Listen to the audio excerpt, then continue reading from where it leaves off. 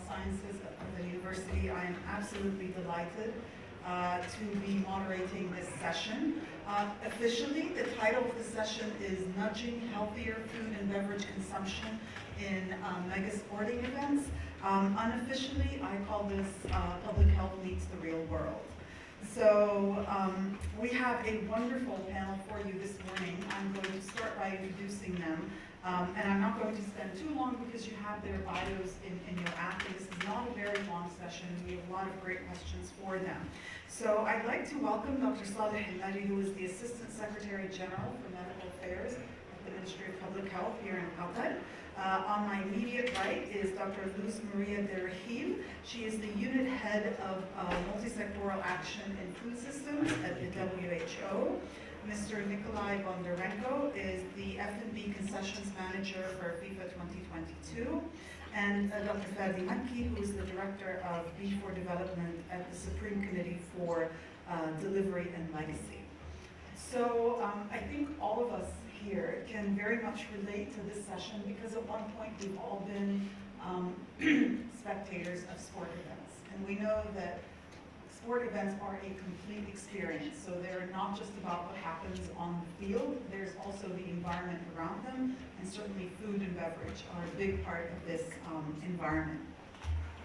At the same time, of course, it is serious business, as we're going to hear from Mr.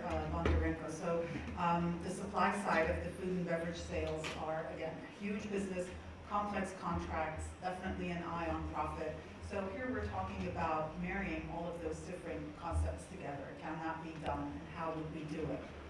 So I'm going to start with Dr. Saleh Al-Madi because I think usually, maybe this conference has helped us a lot to think differently, but usually when people think of mega sports events, they're not exactly thinking about health. They're thinking, games, entertainment, matches, etc. So I'd like for Dr. Saleh to please just give us an idea of how and why the ministry seized on the World Cup as an opportunity to achieve health objectives that we hold very dearly at the ministry and beyond. And what are you hoping to achieve? Thank you, Dr. Hanan. It's really a pleasure to be with you all, and especially with other stakeholders and the key subject matter experts. As we understand that globally, the commercial arrangements between mega sporting events and food beverage companies have raised growing public health concerns. And that's really about the unhealthy products that are really associated with the sport and also other physical activity events.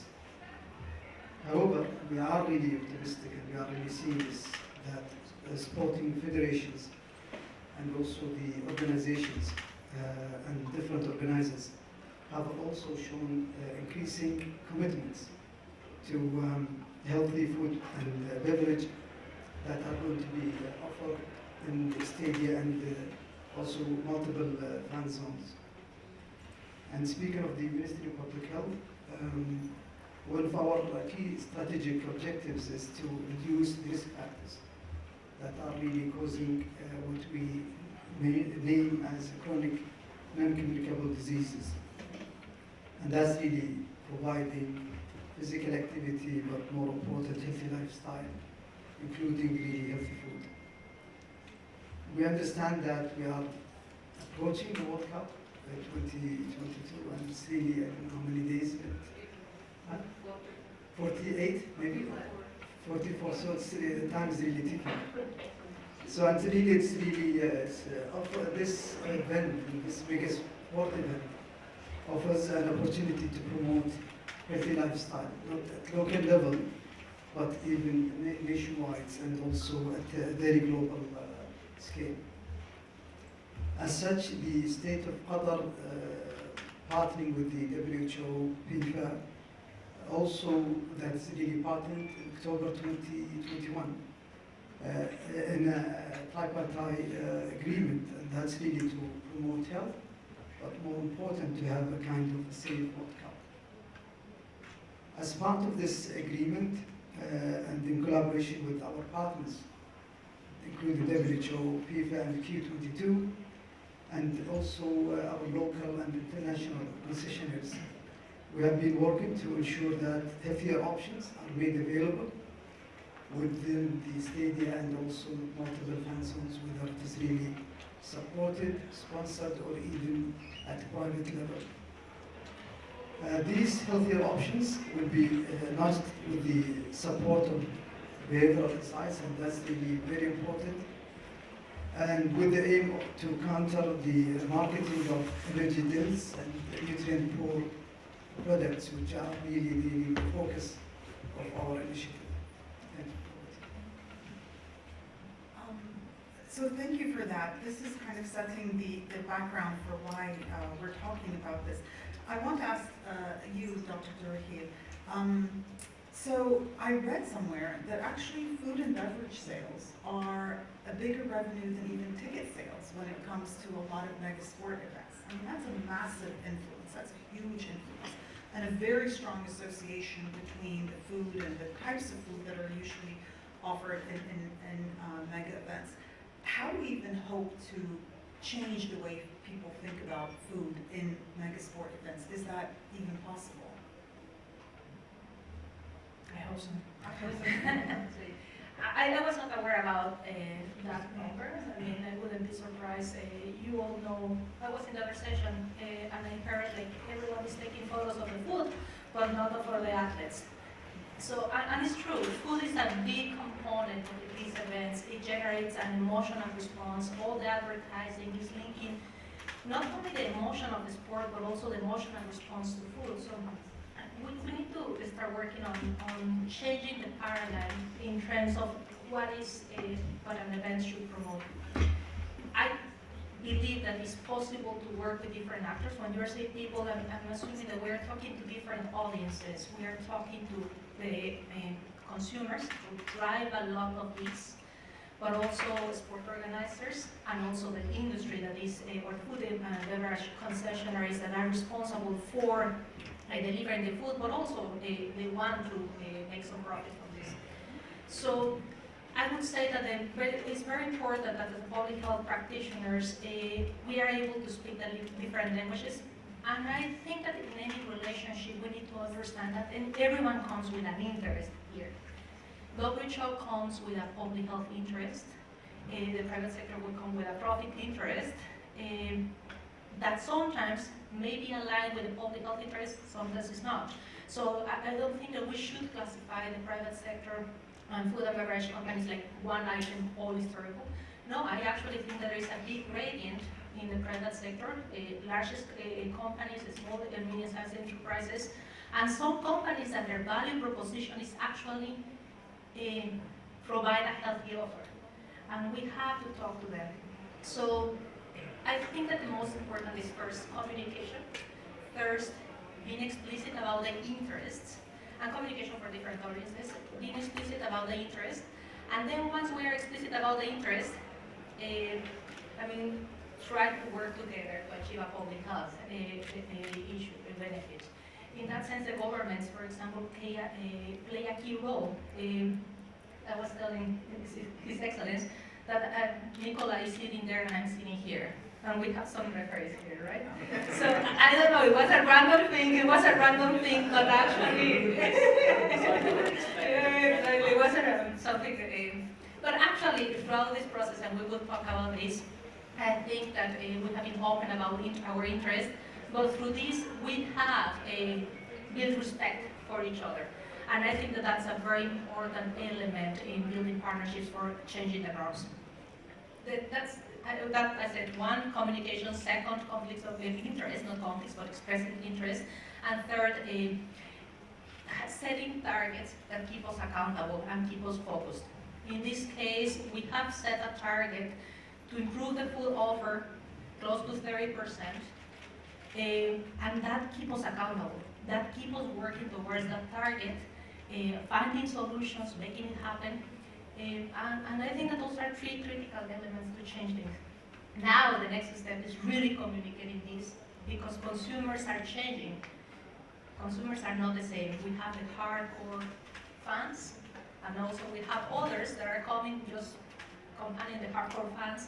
want to see the show, etc. And they have different preferences, and in part of the business case, that preferences are changing, and people want to see healthier options. So not everything needs to be. We need to offer a gradient of food. Currently, in most of the events, the offer is healthier items are 0. So we need to offer more and more as we move forward. Thank you so much for these fantastic points, and I think if there's anything I'd like, the audience to go away with today, or, one of the important messages is what you just conveyed, which is that it really is a very nuanced discussion. It's not an either or, it's not, two polar opposites. Traditionally, perhaps public health interests and business interests have not spoken to each other as efficiently as they should have, and hopefully this is an opportunity to do so. So I thank you for that, and I think that sets up perfectly our next two speakers, Fadi and Nikolai, and I hope you don't mind the use of first names, but they're going to be speaking from the consumer point of view and from the business point of view, which is, the multiple parties that you referred to. So Fadi, let me start with you. I know that you do a lot of behavioral economics, choice architecture experiments, and so on. How is this different, or is it different? It seems that this is, the stakes are higher. It seems that it's more complex in this case, but how do you see it differently from other work that's been done? Thank you very much. So let me just kind of set the scene a little bit on the use of choice architecture in nudging. So we do have evidence that choice architecture, or framing differently the way we put options for consumers, can be effective. And certainly we can be more effective than simple information-based campaigns or traditional health promotion tools. I mean, that is generally, we've tested it in canteens, in restaurants, and normally it can get people using nudges to choose the healthier options. Now, in mega sports programs, this is compounded and aggravated with so many factors. So the typical bias that is at stake in those cases and those contexts is what we call presence bias. So we seek immediate gratification. So that tasty burgers, that tasty food which could be unhealthy, is on one hand, so we seek that, and we don't see the long-term effect of that. Partly because we discount that in our mental models because there's no tangible manifestation of that unhealthy behavioral and healthy practice. So we tend to discount it. And also, with kind of that present bias, we don't see that long-term impact, which is, we call it for our future self, that we don't see ourselves visiting as later land. So all of this are kind of common in kind of choice of food, compounded even more with stadia by a factor of 10. We don't know by how much. That's why we are going to be probably the first time systematically using experimentation to test what works by how much and if it doesn't. So, and that would be amazing lessons learned for the future. This said, we have some evidence from different contexts where we have settings of junk food, so McDonald's and others. And there has been an experiment. One of our friends and co-author, Isle of Life, did recently an experiment on reordering of drinks in McDonald's. So starting with Coke Zero and then the regular Coke. Even that had an impact on more people choosing the Coke Zero and less people choosing the regular. So even placement. Now with drinks, that might not be an option given sponsorship, even given constraints, and then we can talk about this. But for food, for the first time, we'll have that option. So we'll have that option to reorder in accordance with the healthier option. We'll have the option to contrast and make salient the healthier options for the consumer. We'll have the option also to kind of prime people with the healthy food. And healthy food does not have to be the less tasty food. And that is a role that we could talk about when we discuss reformulation and the role of industry of this. So overall, it is different, but that makes it all the more interesting. There are great opportunities to this. but we're working against so many constraints as well, compounding, hurting behavior, kind of present bias, which is even more kind of common in those cases, and structural, not only behavior, but structural constraints that we have to work with. And as I said, first time we are given that option to test and try some of those things.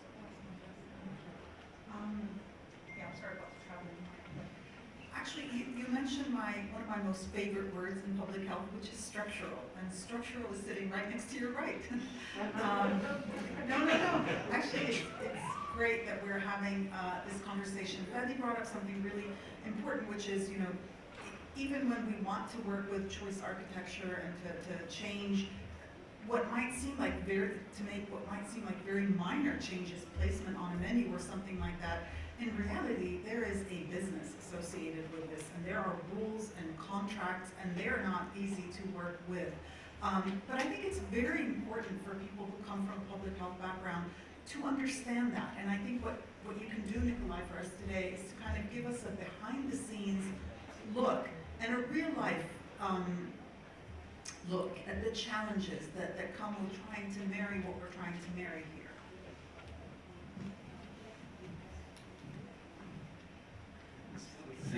Thank you very much. I'm going to have to play a role of evil opponent in this case, representing business. I'm going to have to also disclaim myself. Whatever I say is my personal opinion, not position of my employer. Thank you. Let's go to the origin of the sports event. What is that?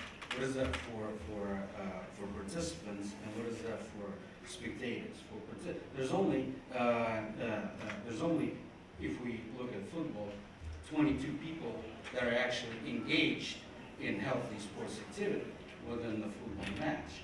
The rest are spectators, and there's nothing. There's no healthy activity for spectators. Okay, and it's any sports event that you take as an example. Well, maybe not tennis, where you get a good exercise looking at the ball going side to side. But just another example, if you go a little bit interactive. First of all, it's an attraction.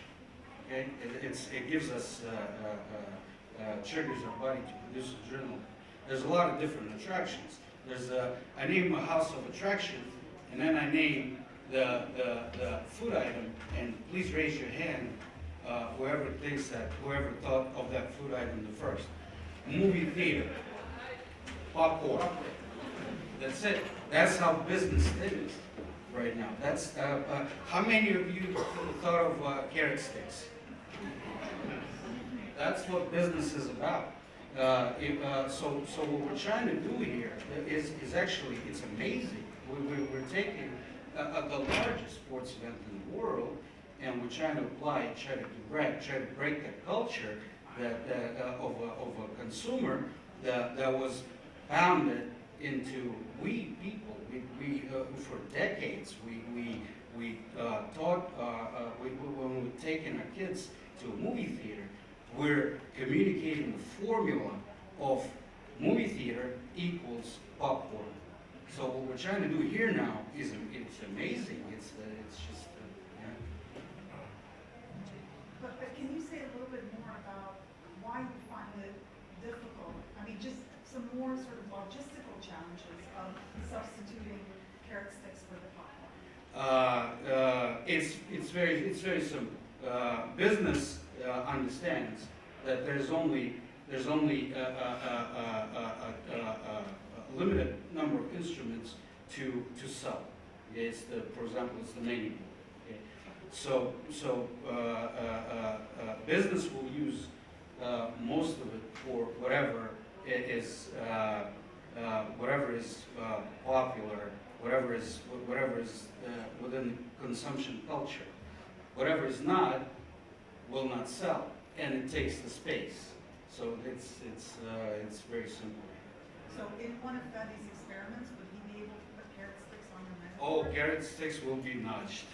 Trust me.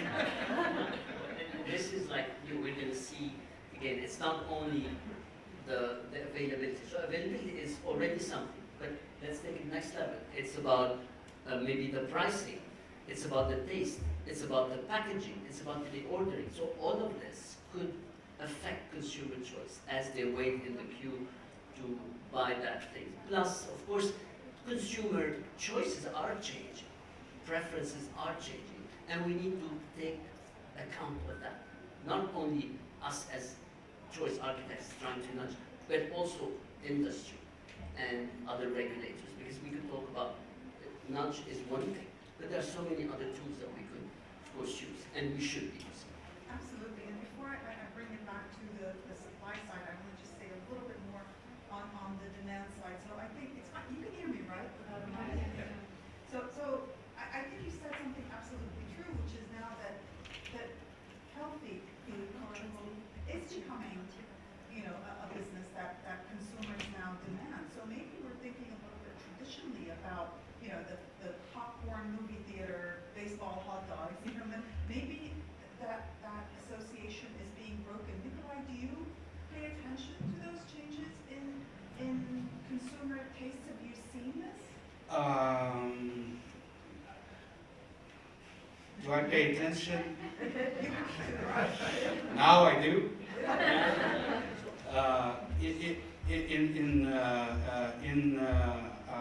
I played the same role in 2018 in the World Cup. We tried to put healthy items on the menu. We had one healthy item eventually. Was never sold, but it was a start. And it's like I said, it's great that we have this. It's not just whatever's happening right now. It's not just the start. It's a mega launch of this initiative. But again, mega sporting events are not.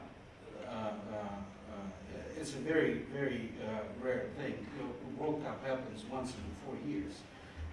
It's not an everyday event as an attraction for consumers.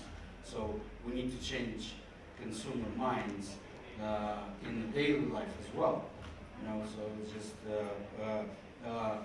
movie theaters do way more events for people's daily lives than the mega sports events. So it's if we combine all of the strength and go in the market everywhere, every event, not just the mega. Then we will probably be a start of building the doctor probably will have the associative conception, of the food consumption. I mean, that's a really fair point. That the World Cup comes around once every 4 years, and then it's the same, and so on. But I think if I were to put myself in Dr. Salik's shoes, it's also a mega opportunity. If you can do this, if you can pull this off at this huge, even for us, other once in a lifetime event, Dr. Salik, don't you feel that this is really going to energize the work that the ministry has been trying to do for years in terms of changing consumer behavior? Yes, I think it's really changing because it's really an exposure Yeah. at many levels, and we believe that it's going to support our initiatives that are really starting at the level of KG to schools and also to the universities. And given option is really one of the areas that we are really promoting, and knowing that other is really accommodating and hosting even before the World Cup. Many countries of different origins, so that's really very helpful, understanding more and also exploring in not only at that level, but really the partnership with the WHO people is really very helpful at that level when it comes into giving us a chance to monitor and evaluate before and during and after. We're working at many levels, revisiting our policies and at that different spectrum of evaluations. And not only this, because yes, the World Cup will look at this specifically, but we are really broadening our way of thinking. It's really reflecting on those who are really participating in the World Cup, whether sport teams or even high official, but also more important, the participants and spectators. But we have different communities here in Qatar with different needs and different beliefs and thoughts. It's given us an opportunity to prepare multiple events outside the World Cup so that we can really work together with other ministries locally to support healthy food and healthy activities.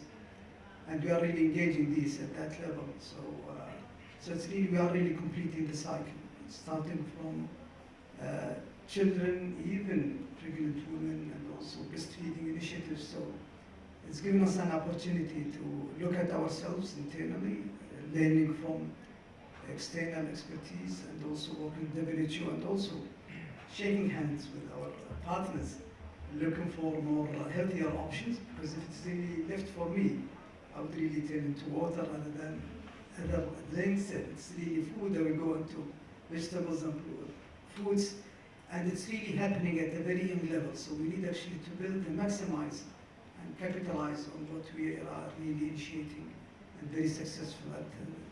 And we are not really being different than others. We understand obesity in children.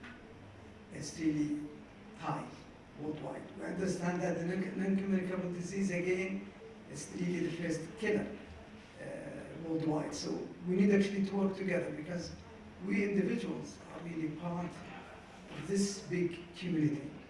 So we need actually to work together at that. We are very successful when it comes into combating tobacco, although it is very, so why not actually when it comes into food, when it comes into, I can't really challenge you when you said spectators, or they do this and that.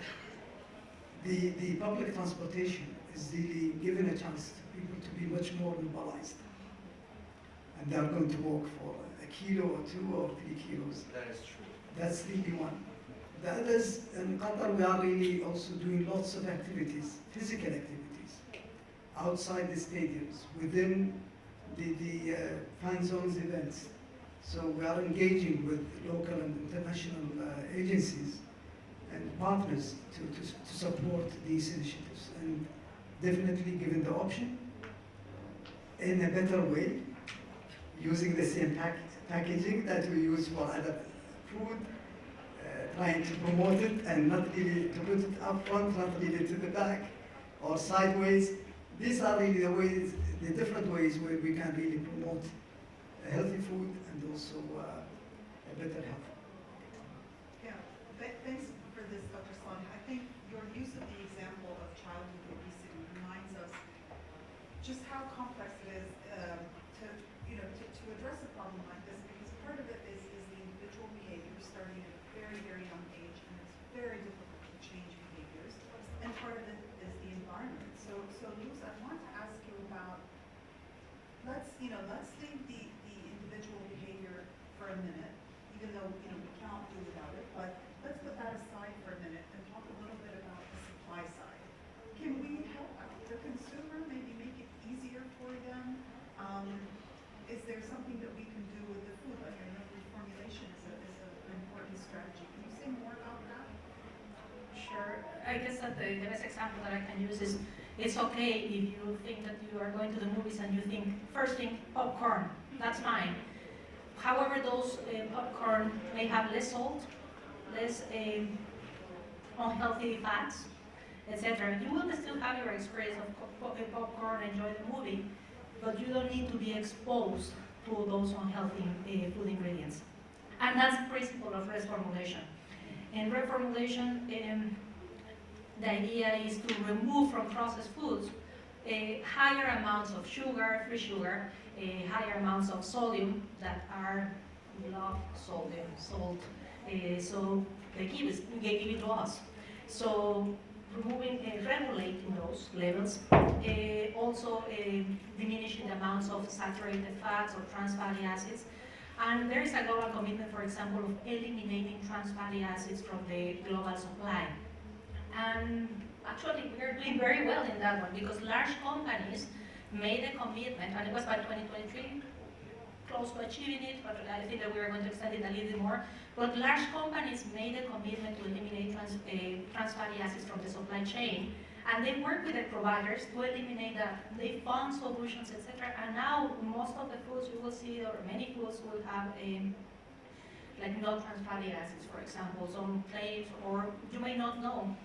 And I would say that this is not, so reformulation is changing the formulation of foods to make them healthier. I want to say two things here.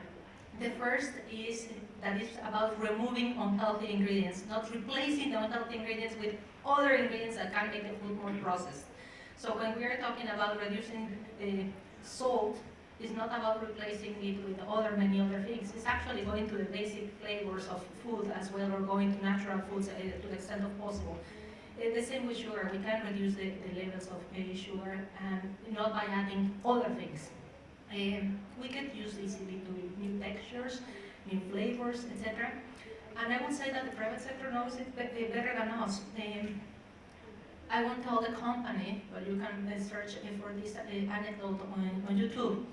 This very large company decided to replace trans fatty acids, and they put sunseed oil, and they decided to post it on the chips.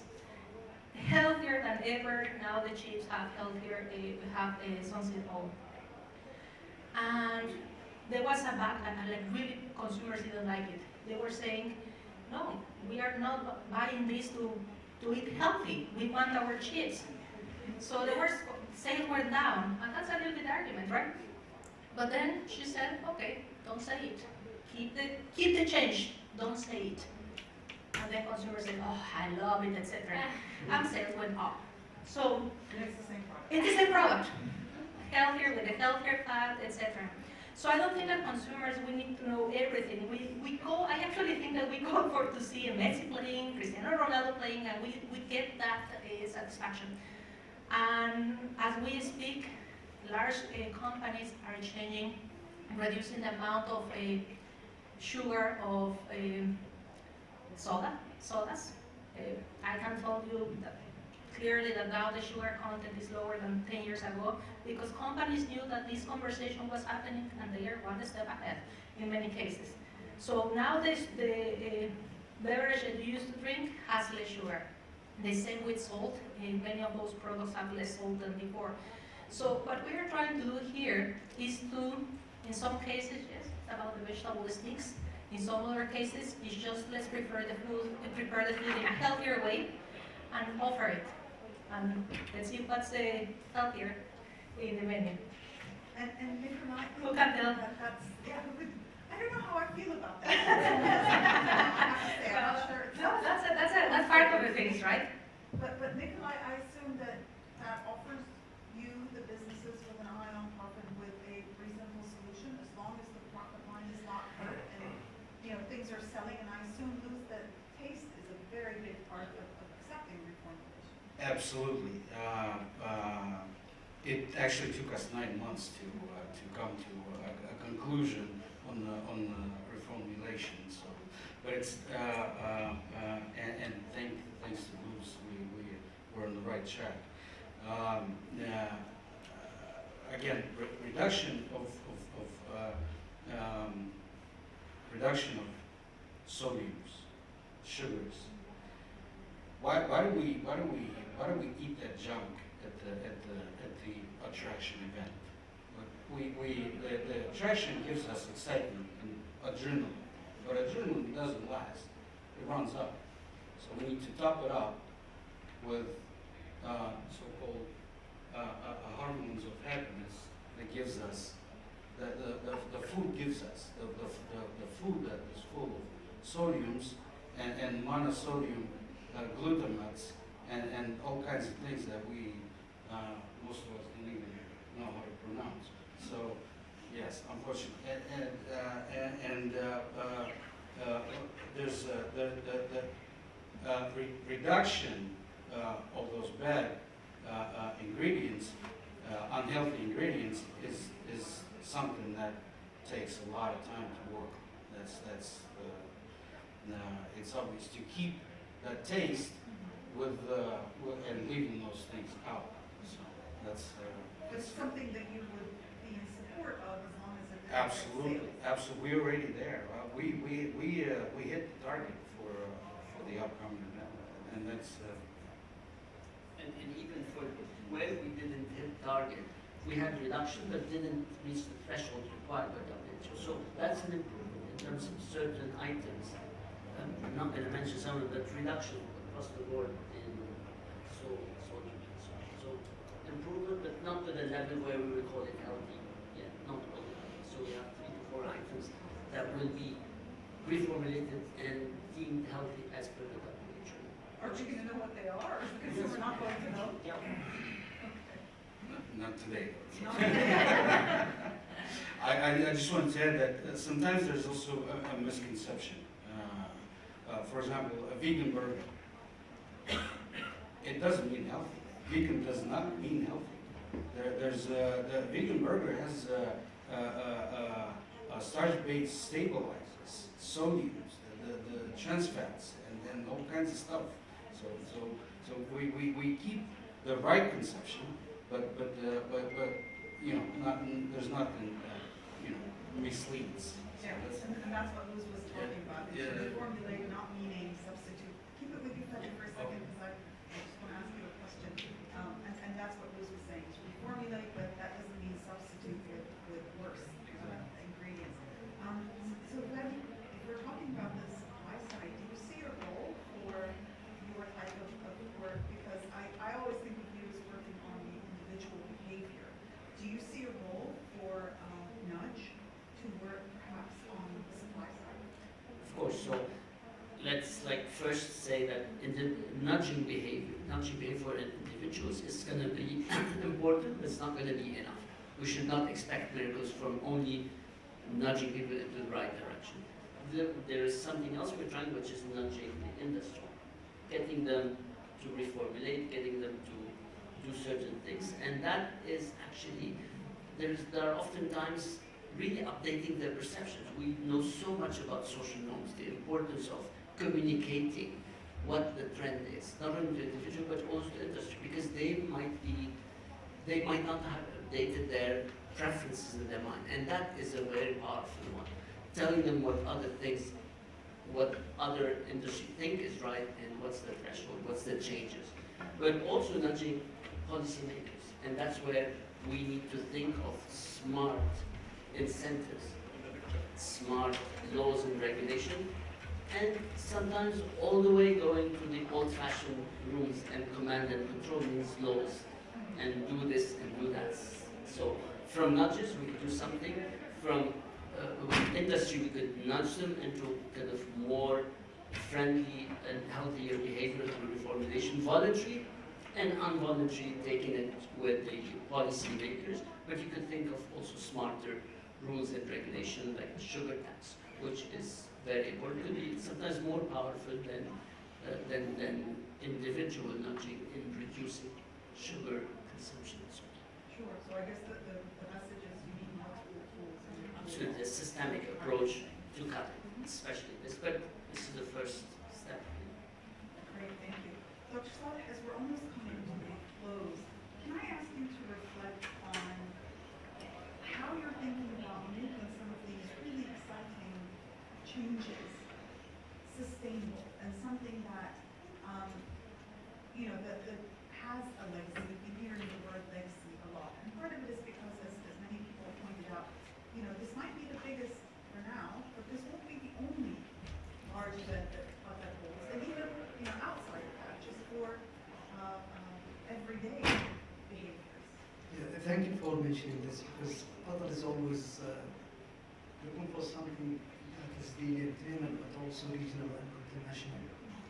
And definitely with this World Cup 2022 and working with multiple partners, it's given us an opportunity to build up a legacy that really will be sustainable and will not only really affect and improve the upcoming World Cups, but also multiple international, but more important also, Qatar is becoming a hub for hosting mega sport events, which can always be reflected on the international events that are really, whether it's really sport, social, or and that's really important. And working with our partners, whether it is really the World Cup, which is really one of our reference, using their platform to use the opportunity to improve our parameters here in Doha.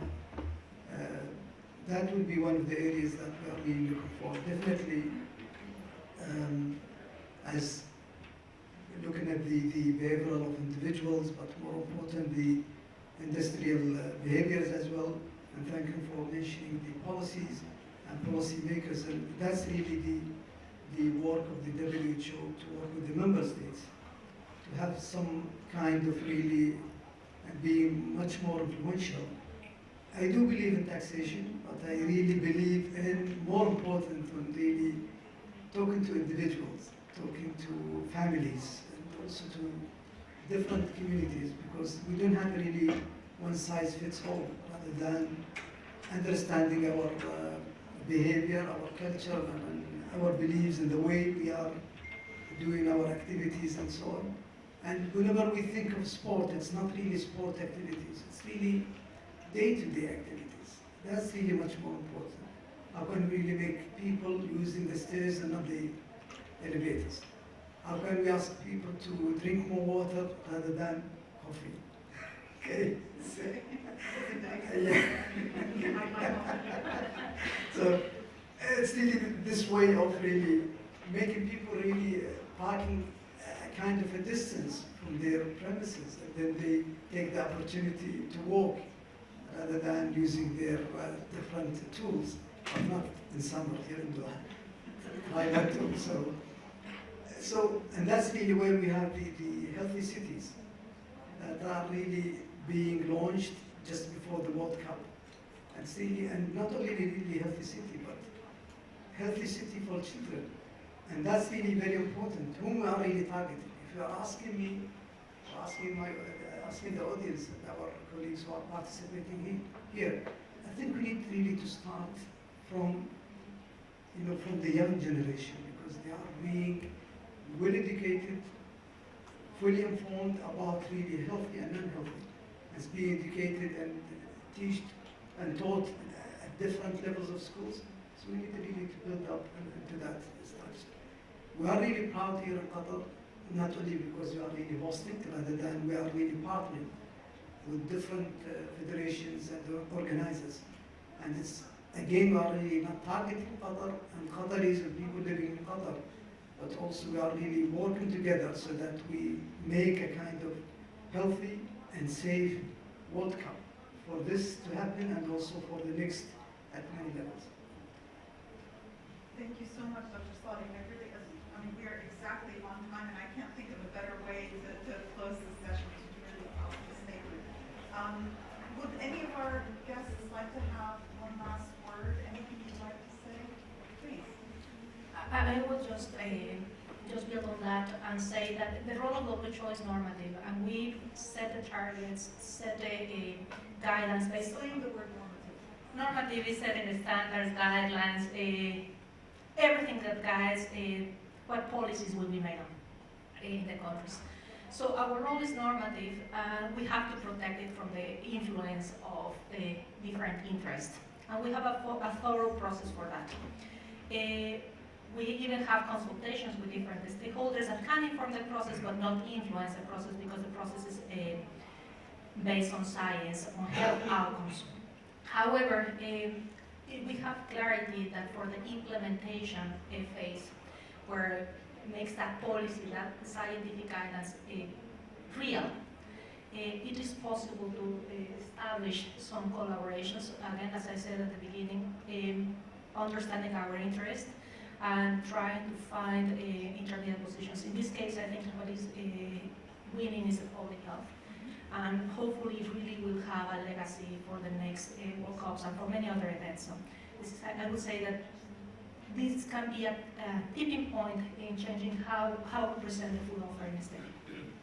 Thank you so much. That's a very, very powerful statement about something that maybe public health hasn't traditionally done very well, which is speaking in multiple languages to multiple stakeholders, including businesses, and separating where we have to protect interests in the policy-making part to implementation, which will involve multiple partners. A really great point. I want to thank this fantastic panel for all their wonderful input. I want to thank the audience. I'm sorry, I wish I had time to give you questions, but we don't. It's a very short session.